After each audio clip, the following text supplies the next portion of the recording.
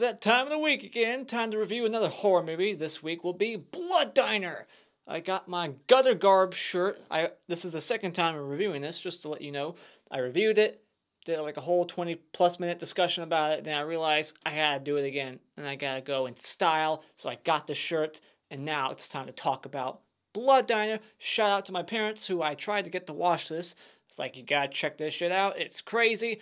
And they couldn't last more than 15 minutes, and they shut it off. Lame! This movie's fucking awesome. Alright, so let's talk about it. Positives for this movie will be everything. There's like no negatives, alright? The only negative I can give this movie, so I'll just get that one out of the way, is that the end of this movie, I feel like, could have been much better. Like, it's funny, it's still a blast, don't get me wrong, but it just kind of leaves you a little underwhelmed, like, you just want more. You know, just the way it ends, the way it fizzles out towards the end, it just could have been better. And they kind of go the route that you would expect most movies to go. Like, because for the most part, this movie does things that you don't see coming. It just completely subverts your expectations in every scene. Like, it doesn't do what normal horror movies would do. But then towards the end, it's kind of like doing the whole good guy save the day bullshit. And I was like, really? We're doing that? Because these two characters, Mike and Georgie, are so awesome that you actually want them to succeed in their evil plans. That's how awesome they are. But they don't. Spoiler, but whatever. So I would change that. But as for my positives, this movie is easily one of the most hysterical, over-the-top, wacky, zaniest movies I've ever seen. I would put it up there in the top 5, easily. You got Thanksgivings, which aren't funny. They're just crazy and different, but not really that funny to me. They're just awful. But this, it works for me. The bad acting, the craziness of it, the like logic issues with the film, it doesn't take anything serious. This is an alternate universe where this shit can actually happen. It just throws logic out the window. It lets you know that it's going to be a stupid film from the beginning, when it's like, there's a killer on the loose. He's last seen with a meat cleaver in one hand and his genitals in the other. It just lets you know, like, oh, this isn't going to be serious. You got the mom leaving the house, like, all right, you little shits, I'm going to go buy some tampons. It's hilarious. Everything about it, I just love it. I love Mike and Georgie. Georgie is easily my favorite character in the movie. Just his performance, is just the things he does with his eyes. He's just so happy. He's like half slow or something. He's supposed to be like, you know, mentally handicapped. He doesn't really say that much, but he's just awesome. He's the best part of the movie, easily. I just love the brothers in this movie. And I love that they didn't go the typical, like, you know, the bad guys are ugly and just awful and like hunchback or whatever, because that was in the original script supposedly. And this is a script that was supposed to be a sequel to some other movie called Blood Feast that came out in the early 80s. But Jackie Kong, the director, a female Asian director about my age at the time, directed this. I thought that was really interesting also. She took that script and she said, fuck it, we're going to make this something else. I'm going to do what I want, and we're going to call it something else. They fetched a few different ideas, like Blood Buffet, Blood Diner, and they stuck with Blood Diner. Blood Buffet makes sense also. That would be another good name for this movie, but Blood Diner works for me. And the acting, I would say it's a positive, because I love that it's bad. I love that it's so cheesy and just awful. It works. Kind of like Sleepaway Camp. You don't expect great performances with a script like this. It's awesome. Every character is memorable. That's another great thing. Like, you see so many horror movies and the characters are just plain, bland, you don't give a fuck, or the typical dickheads, you know, obligatory cunts that you're supposed to hate. And this one, there's like none of that. Every character is charming or funny or memorable in their own way. And I love that. It's just like every character, when they're on screen, you're like, I love this person. This movie is just hilarious. I can't stress it enough. Like, if you haven't seen it, you're doing yourself a disservice. You need to check out Blood Diner. All right? You gotta know that it's not taking itself serious. You gotta know that it's bad acting. You gotta know that logic issues are going to be present in every scene. Nothing is realistic. It's fucking hysterical. You gotta check it out. Plenty of boobs. If you're looking for boobs, this checks that box. Gratuitous nudity, and I mean gratuitous. There's a scene where you'll see a dozen boobs on scene, like a dozen pairs, just all kinds of topless people. So yeah, I just love everything about this movie. I can't say enough. So I just want to get into the spoilers right now. So final thoughts before I give my rating is that this is awesome. It's got great characters, hilarious moments to left and right. It's a blast, quick pace. cool third act, unique as hell movie. Whether you love it or hate it, you'll never forget it. So when it comes to Blood Diner, I highly recommend checking this one out if you are a horror comedy fan. So go out and buy it. Alright, Blood Diner, 1987. Probably the best horror movie of 1987 in my opinion now. We got this jackass type warning. The movie opens up with a warning, like, prepare yourself. There's going to be all kinds of violence, and it jokingly says, like, you know, the rituals and sacrifices or whatever that you're going to see were done by professionals. And then we get the Uncle Anwar, who breaks into the house with a meat cleaver. I don't get why he's breaking into that place with a meat cleaver, acting like he's about to slaughter his nephews when he needs them for his plan. It was just kind of confusing. It's like, okay, is he going to kill them? I guess not. But he just gives them these necklaces later on for their witchcraft or whatever to bring back Sheetar. The whole, like, CB radio saying, like, you know, this guy's armed and dangerous. He's got a meat cleaver in one hand and his genitals in the other because he chopped off his genitals, apparently, because he couldn't control himself. He fucked Sheetar and he ruined his plans. So yeah, they're studying witchcraft their whole life, and it says 20 years later they go to his grave, and it says 1962 is the year he died. So this is 1982. According to the 20 years later, this would have to be 82. It can't be 87. And I love that Anwar's grave, it says, I'll be back. This is after Terminator. So, but yeah, he really does come back. And I love that they buried him in the outfit he was shot and killed in. You see, like, the bullet holes in the skull and the shirt, the blood stain on the shirt, and they saw open the skull, and his brain is still intact in there. It didn't, like, deteriorate and, you know, rot away. It's still there. Bullshit. And the security guard, that stupid laugh of his, he gets hit in the head with the back of the head with a shovel, Psycho 2 style, and his eyeballs pop right out. And then they use those eyeballs to put in a jar, which somehow Anwar can see through it. It's like a conduit for his sight now. He can see through the security guard's eyes. I'm believing those are the security guard's eyes, right? I don't think that's Anwar's eyes because his corpse clearly had no eyes, but the brain was still there somehow. And I don't get how Mikey and Georgie, as dumb as they are, especially Georgie, they have the knowledge to build this fucking awesome device that can actually connect to a brain. And whatever the brain's thinking, it makes that sound like the thought out loud. You know, like somehow, like without his vocal cords. Again, like if I was to think about this logically, one of the things I would point out is like, how is this brain speaking through that fucking radio on top of the jar that's always bubbling for some reason, like it's on a Bunsen burner, like all these bubbles coming up. How is it speaking? It has no vocal cords. Whatever. How is it seeing through those eyes? Logic issues left and right. I love that the security guard's body looks clearly like a fake dummy that Georgie's just throwing around like it weighs like nothing. It's a rag doll. My friends call me Vitamin C. See? That guy's joke. It's weird. He's supposed to be like this vegan, like, master. He just knows vegan. He's a vegan enthusiast. He goes from every diner he can across America. So he's supposed to be this healthy guy who just knows health food. But he's fat as hell, like 300 pounds. And he's eating healthy? I don't think so. Get the fuck out of here. And I love that they hired a fat person to play Vitamin C, a health enthusiast who just knows health food, like, whatever. And I love that this Vitamin C guy, he gets strangled by one of the chefs, Georgie. There's only 2 people who work here. And he gets strangled and assaulted by one of the 2 people that work there, and he still goes there every day. He's there the next day, and once again gets assaulted by Georgie a second time. He puts him in a headlock, and he's like strangling him, and all of a sudden he's like vomiting everything. And he's not mad that he just got strangled by an employee. And he's mad that he threw up his food that he worked so hard to digest. So he orders more food. He's like, I gotta fucking start all over, damn it. I just love stuff like that. You know, oh my gosh.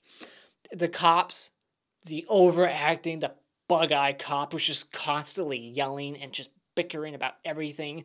And he hires this Jamaican cop to team up with this perv cop who's constantly like staring her down, like fantasizing about being with her, and he's like sticking his tongue out, licking his lips. Clearly, there's no HR at this place, because she would have reported him immediately. And even later on, he's like unbuttoning her shirt because he thinks that she might be dead, but she like comes to. He's like, oh, I promise I was only going to unbutton the top one so you could get some air. We get the topless aerobics. We got these cheerleaders who are like pissed off that these rival cheerleaders are like one-upping them all the time. Like, we started this and then they took our idea, and then we started this and then they did it. So you know what? Fuck it. We're going to do not only aerobics, but topless aerobics. And it just cuts to like 30 women all just bouncing around, their tits just bouncing everywhere. You got like the gay instructor. This is what Axel in Friday the 13th Part 4 should have been watching, not that other shit with the leotards or whatnot. This is what he should have been watching. And then just all of a sudden, a Reagan-masked guy walks in. I didn't know it was Mikey, but just comes in and starts Tommy gunning. Like, he has a Tommy gun. He's blasting all of them away. It's not shot well at all. Like, if this was made with a higher budget and it was done much more professionally, you would see like blood packs and actual bullet holes, people getting blasted away. This could have been done a lot better, but still hilarious. Just, it's so random. And then they're like sawing their body parts like beneath their ass cheek. You see like the saw actually like hitting the skin. And then I love Georgie. I love him so much. He just comes up with this head, a severed head. It starts like speaking for it. My name is Sheetar. They have to like get certain body parts for Sheetar. They gotta get like certain organs from certain people with certain personality traits. You gotta get like 3 livers from a slut and 2 lungs from a person who does this. Like, so specific. And you even see like a shot of their shopping list and it says like 6 dog dicks or something, but we never actually see them collect dog dicks. I wonder if that's like a deleted scene, or they didn't have the budget to hire a dog trainer and get a bunch of dogs on set and like have them like there. I don't know. Man, if only this movie had like a bigger budget. There's certain scenes where I'm like, man, if only this had a better budget, that could have been even better. Like the kung fu chick at the cave. Another great scene. He has to go collect certain organs, and he's fighting this couple. They're like have gratuitous nudity. You see like bush and everything. She's butt ass naked, and the guy's like attacking, like has his head towards her crotch, and his lips aren't moving. And there's ADR work, like he's saying full on sentences, but his mouth's not moving. And there's a lot of that in this film. So much ADR that's so glaring. Like, dude, his lips aren't even fucking moving. How is he talking? But he's just going to town on her. And then Georgie comes in. And I like that shot of him like holding the axe, Madman Mars style. Just the light behind him, the storms.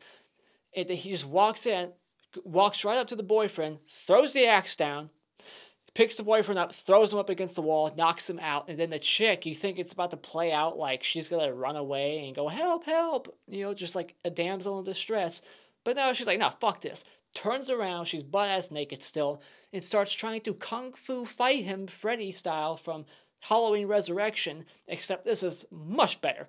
And you even have like Bruce Lee kung fu noises like in the background of the film, which just, they add to the hilarity of the scene.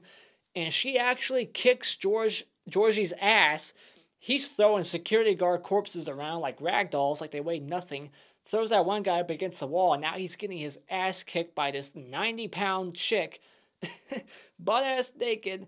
And then she defeats Georgie, and then like a stalactite, like piece of the cave falls down and stabs her right in the head.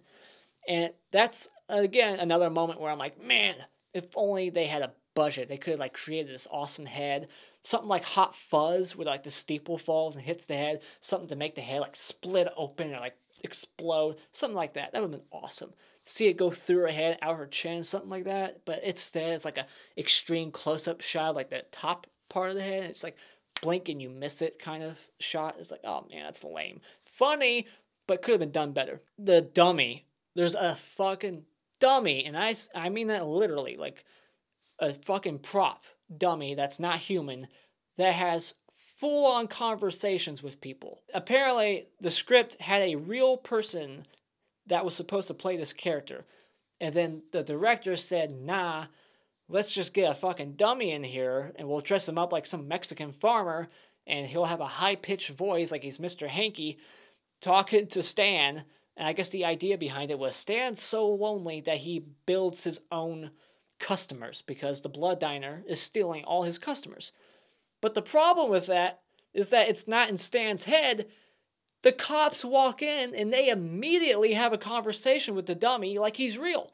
It's not like Stan speaking for the dummy and then the cops are kind of like looking at Stan like, are you speaking for the dummy? Like, what the fuck's this? Like, no, they're just completely, they think that the dummy is sentient. Like, it's a human being and they talk to it.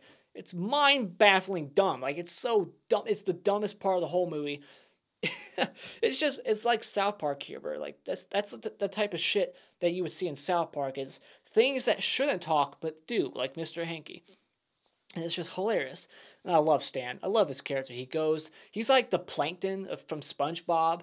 And like the Krusty Krab is the Blood Diner, and he has to go steal the secret recipe, steals the brain in the jar, doesn't care that it's a talking brain in a jar, and it's like asking it for direction, like how to build, a great recipe for, how do you get so many customers and whatnot. And the brothers come in, they like take the doll hostage, the dummy hostage, like it's a real person. And then he goes to leave, and he's like, oh no, I'm locked in my own fucking restaurant. And the keys are in the keyhole on the outside. And he has to like stick his hand out the window and try to like reach it and unlock it. But they go outside, they chop his hand off. And then he falls against the door. And then the door just swings wide open like it was never locked. And then he gets in his car. They chop off his other hand. And there's no realistic reactions to anything in this movie. There's no realistic reaction to any, there's no pain. He's just like, oh, you chopped off my hands. Chop off my hands, will you? Make me a cripple, will you? Make me drive my car with no hands, will you? He just keeps saying that shit and then ending every sentence with like, will you? It's hilarious. He's driving down the road with no hands, just stumps on his wheel and blood squirting all over the windshield.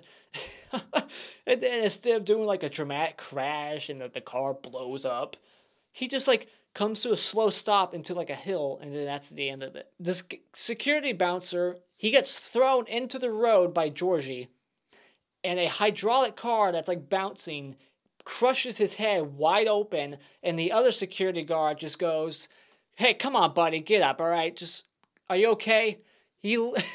Are you okay? Guy with no fucking face.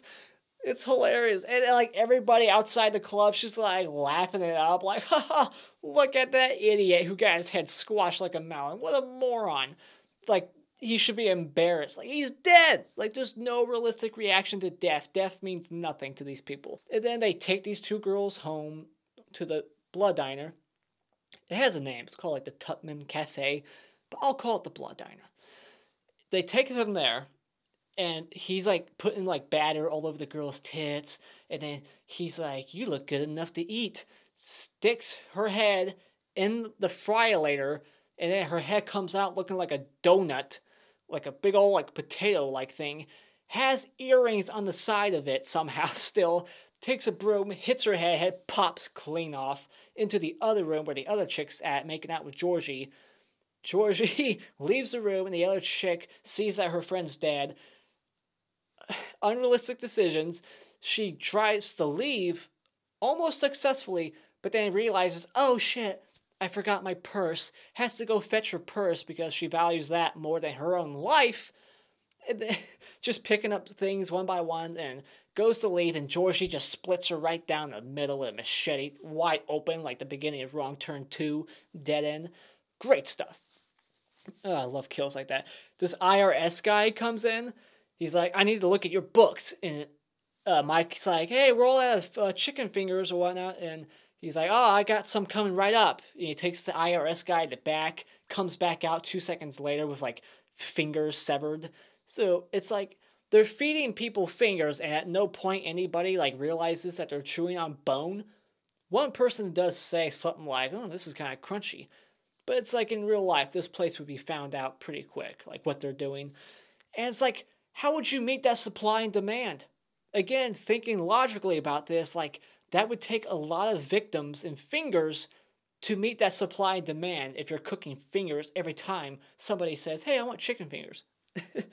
So it's like, you got, all right, if you want chicken fingers, I'll have to take you in the back and chop off your fucking fingers because we're fresh out, man. I'm going all over the place, but one of my favorite scenes in this movie is before Georgie gets to the cave to kill the kung fu chick.